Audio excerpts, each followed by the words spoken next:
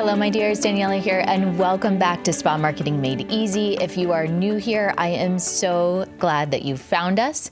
This podcast is for aesthetic professionals who are done working harder and who are ready to work smarter, building businesses that are profitable and sustainable and built around the life you actually want to live. Okay, so I want to start by telling you about a conversation that I had inside of our Growth Factor implementation program recently, because it really perfectly captures what I want to talk with you about today. So one of our students was describing her goals for the quarter. She said she wanted more admin time.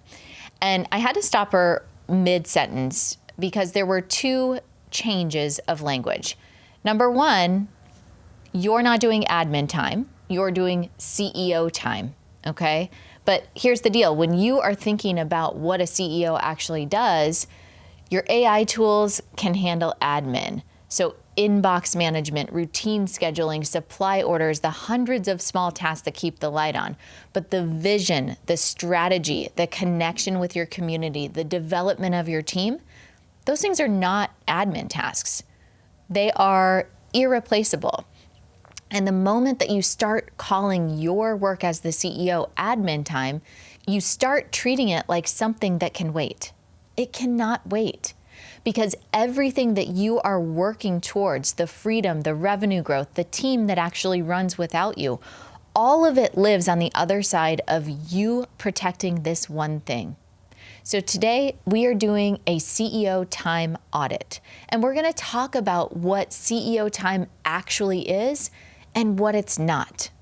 We're going to look at why so many spa owners keep sacrificing it even when they know better. And I'm going to walk you through exactly how to audit your week so you can find where the hours are going and start reclaiming them. Now, I want to start with that language correction because I think it's doing more work than it might seem. Admin time and CEO time are not the same thing, not even close. And when spa owners confuse them, they end up protecting the wrong one. Admin time is spent keeping your business running at its current level. Answering emails, managing the scheduling, ordering supplies, handling the hundreds of small operational tasks that are genuinely necessary, but do not on their own move your business forward. These tasks need to get done, but they can be delegated. And increasingly, many of them can be automated. CEO time is spent working on your business rather than in it. It's the time where you're doing things that only you as the CEO can do. So I'm talking about things like overseeing the 5 divisions of your business. So fulfillment, operations, sales and marketing, HR, and finance. Developing your team so that they can grow into greater capability and ownership. Building community relationships and strategic partners that bring in consistent new clients. Setting your vision and long-term strategy, analyzing your offers and your pricing to make sure you're positioned correctly, building the systems and AI tools that act as additional employees in your business. That is CEO work, and it's not something that your inbox can do for you. So here's what I find when I look at where most spa owners are spending their time. The majority of the week is going into fulfillment, meaning treatment hours and everything that surrounds them. Then a portion goes into operations, a little into sales and marketing, a small amount into HR and finance, and CEO work. Sometimes there's as little as 2% of the week dedicated to that. Now, my goal for every spa owner inside of our programs is at minimum, absolute minimum, to get to 64%. Not immediately, not overnight, but as the destination that you are building towards. Because when you are spending the majority of your time on CEO level work, your business starts growing even when you are not in the treatment room. And that is the shift that changes everything. But to get you there, you first have to see clearly where you are now. And most spa owners don't know. They feel busy, they feel overwhelmed, and they assume they're spending their time on the right things. But the audit changes that. So if CEO time is important, why does it keep getting cut? Well, here is what I see happening, and I want to name it plainly because I think that this is going to resonate. It is a scarcity trap, and it sounds like this. I'm the primary revenue generator in this business. If I step out of the treatment room, I lose money. So every hour I spend on CEO work is an hour of revenue that I am not generating. In the short term, for some spa owners, that's true. Taking half a day out of the treatment room does mean fewer services that day. Not going to pretend that that cost is not real. And that's exactly why inside of Growth Factor implementation, we don't just tell spa owners to, step back from the treatment room and trust the process. We build a specific calculated plan for it. We work through a step-by-step process to get clear on the exact amount of revenue that your team needs to be generating before it makes strategic sense for you to drop a day. Because you are the primary revenue generator in your business, and most of our clients are. So pulling you out of the room without a plan is not a CEO move. It's a gamble, and we do not gamble with your livelihood. The process looks at your current personal production, your team's current capacity, your fixed cost, and the gap between those numbers. It tells you, here's what needs to be true before you drop this day. And then we build towards that. Sometimes that timeline is 6 months. Sometimes it's 2 years. And I want to be clear, the length of the timeline is not the point. The intentionality is the point. A spa owner who takes 2 years to drop a day strategically without disrupting her revenue is in a far stronger position than one who drops it tomorrow and spends the next 3 months anxious about her numbers. The goal isn't speed. The goal is sustainability. Remember, your business is a marathon, not a sprint. So think about what you can create with a half day dedicated to CEO tasks. You could spend it building a partnership with another brand in your community that sends you consistent new clients for months. You could spend it developing a team member so that she becomes better and better and can serve more clients without you. You could spend it building a new funnel, analyzing your offers, looking at your cost of treatment, and making sure that your pricing is actually working for you. You could spend it building an AI tool that will function like another employee in your business. These are short-term investments. You might take a half day out of the room, but over time, that half day gains you hours upon hours. That's the trade.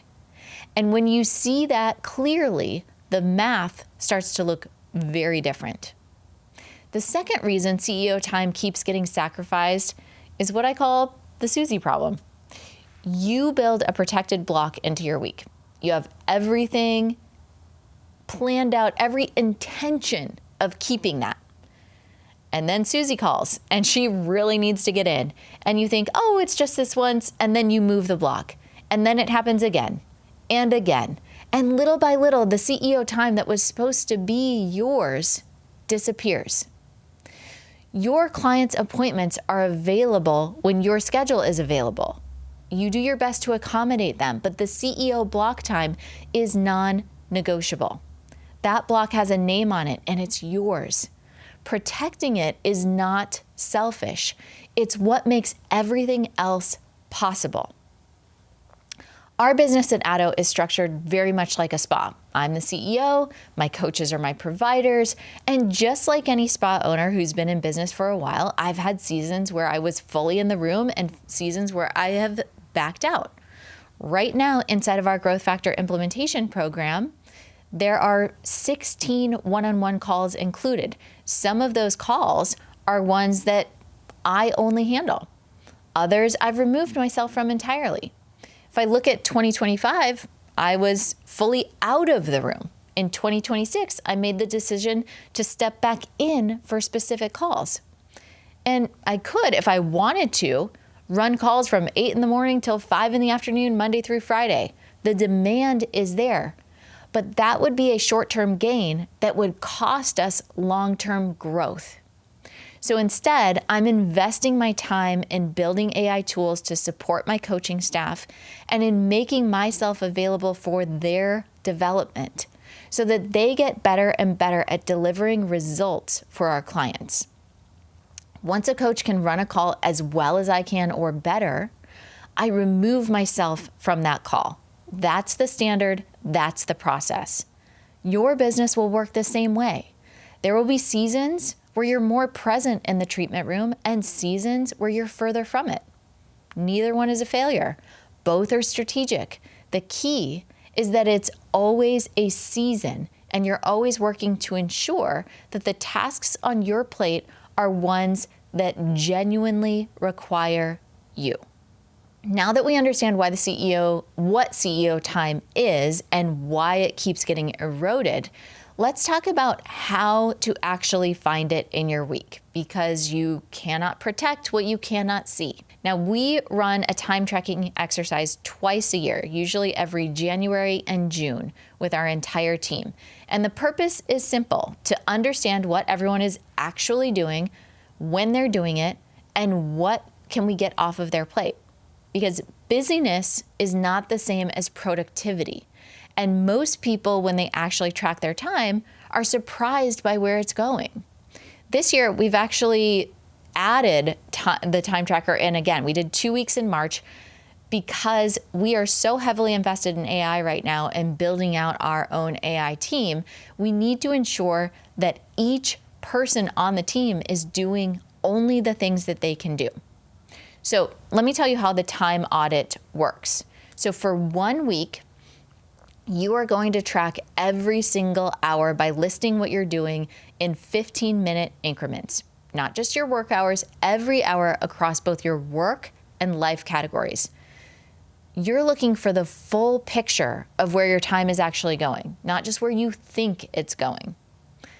Once you have that, then you're going to go back through that week and you're going to color code your time blocks by category: fulfillment, operations, sales and marketing, HR, finance, and CEO.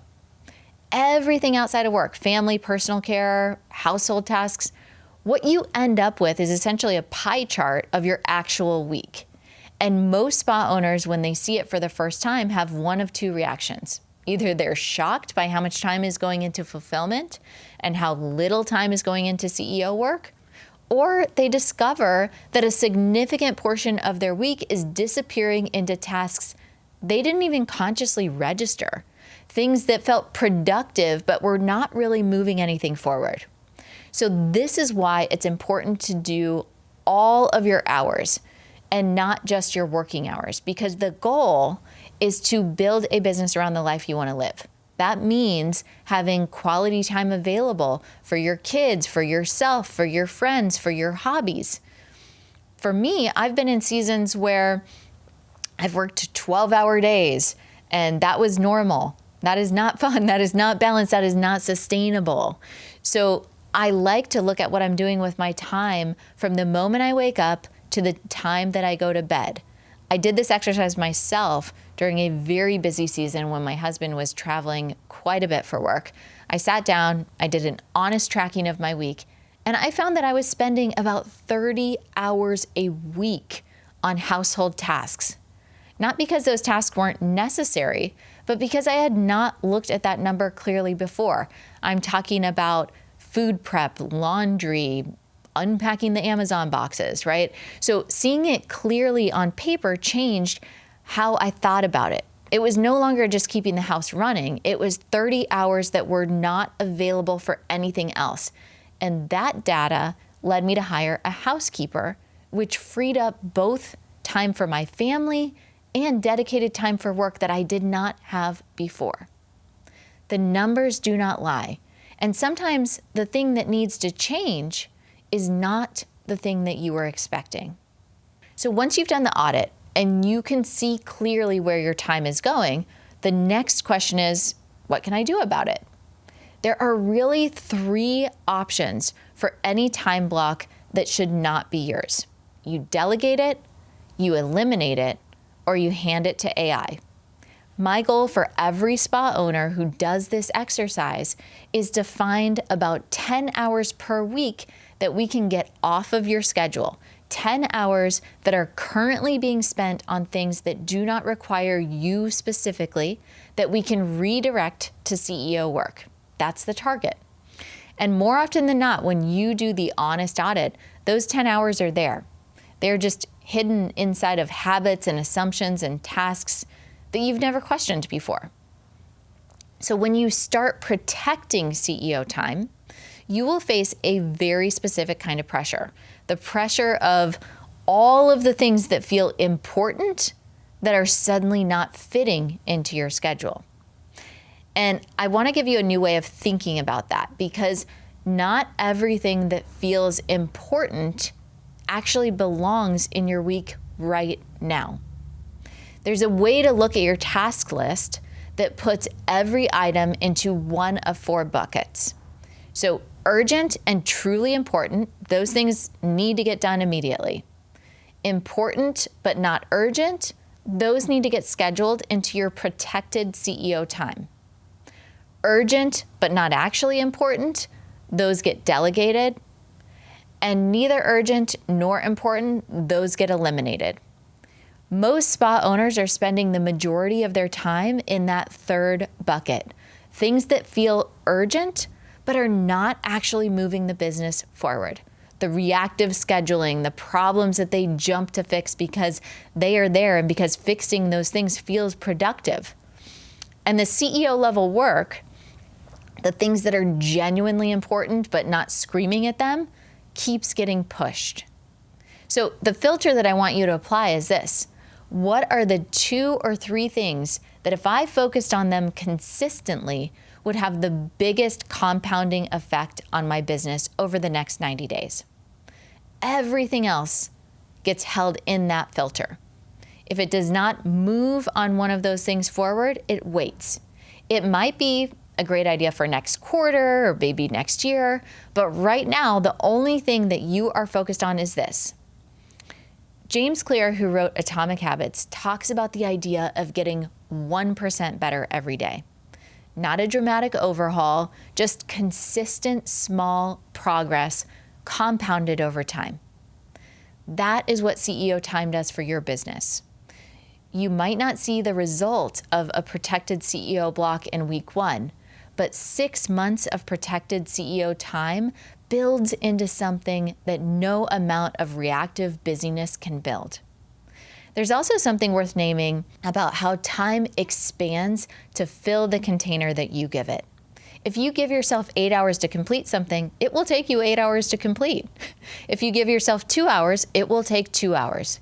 Constraints are not the enemy of good work. They are often the condition for it.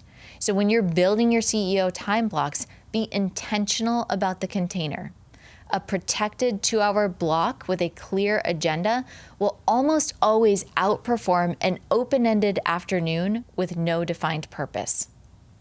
And I also want to throw something in here about shiny object syndrome, because it is real, my friends, and it's one of the biggest threats to CEO calendar discipline. There's always been a million good ideas available to you at any given moment. New platforms, new strategies, new tactics that worked for someone else and might work for you.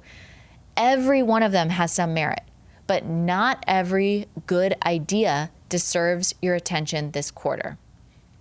The spa owner who tries to do everything ends up doing nothing well. And little by little, the focused spa owner, the one who knows exactly what she's doing, what she's working on this quarter, and says no to everything else, builds something that the scattered one cannot. Most spa owners already know how to build a schedule. They know how to block time. They know conceptually that CEO time matters. The thing that they do not know how to do is hold the boundary once they've built it.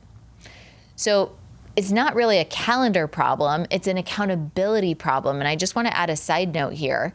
that this is such a real problem that we actually brought Coach Candace on to help our spa owners who struggle with accountability. The ones who have all the systems done, they've been through our programs, they put everything in place, but they're not actually using them. If that's you, please book a call with Candace. She is amazing. But of course, for the sake of this podcast, I want to give you something actionable that you could try as well. Name your time blocks after the person or the thing that they are protecting. If you have a hard stop at 3 because your daughter needs you, put her name on that block. Make it visible, because when you are tempted to run late and put a client into that time, it's much harder to cross a line that has your daughter's name on it than to cross a line that just says hard stop. The same principle applies to CEO time. Do not just block it. Name it. Name what you are building in that block. Which partnership call, which team development conversation, which system you are creating. Give the block a purpose and a recipient, even if that recipient is your future business. Accountability partners also work, and I do not mean that in a vague way. A specific person or a small group who knows your CEO time commitment and who you can check in with regularly. And I just want to add, start small, okay? You do not have to overhaul your entire calendar tomorrow. Can you first make sure that you're eating lunch every single day? Can you protect a 1 or 2 hour block each week, just one, and actually hold it for the next 4 weeks? Little by little, you build the habit, and then the habit builds the schedule, and the schedule builds the business. You are an entrepreneur. You are your own boss. Complete control of your schedule is one of the genuine privileges of this path. And if something is wrong with your schedule right now, that's information, not a verdict. You can look at it, figure out what's not working, and adjust. You have the ability to fix it. And you have the ability to build something that works for your business and the life that you are trying to build. All right, my dears, that is a wrap on today's episode. And I want to leave you with one action item, because action creates clarity. This week, I want you to do a time tracker. Not guess where your time is going, but an actual hour by hour record of one full week. Work time and lifetime, everything. Then go back and color code it by category: fulfillment, operations, marketing, HR, finance, and CEO. Everything outside of work.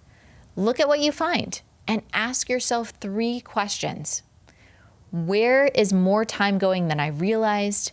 What on this list does not actually require me? And are there 10 hours that I could redirect towards CEO work? That's your homework. 1 week of honest tracking. And I promise you that the data is going to tell you something important. So if today's episode resonated with you, I would be so grateful if you could take 30 seconds and leave us a review on Apple Podcast. Reviews are the lifeblood of this show. They are how other aesthetic professionals find us, and they mean the world to me personally. I read every single one. And if you know a spa owner who needs to hear this today, please share it with her. Forward the episode, drop it in your Instagram stories, and send it in a group chat. Let's get it into the hands of the people who need it. I appreciate you so much, my dears. Thank you, and I will catch you in the next episode.